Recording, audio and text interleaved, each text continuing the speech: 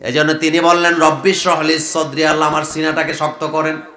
এরপরে বললেন ওয়াসসির লি আমরি, আমার কাজটা আপনি সহজ করেন। এরপরে বলেন আহলুল উকদাতাম মিন লিসানি, আমার জবানে মজা দেন, মধু দেন, আমার কথায় যাতে লোকেরা আকৃষ্ট হয়। এরপরে বললেন ওয়াজআলনি ওয়াজিরাম মিন আহলি, যেটা দোয়ার অংশ ছিল আমরা কাইটা দিছি। মুসা আলাইহিস সালাম বলতেছে আল্লাহ আমাকে একজন উজির দেন।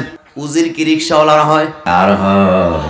এই আয়াত প্রমাণ করে প্রত্যেকটা নবী এক একজন রাজা। মুসা আলাইহিস সালাম বলতে পারতো আল্লাহ আমার একজন সাথী দেন।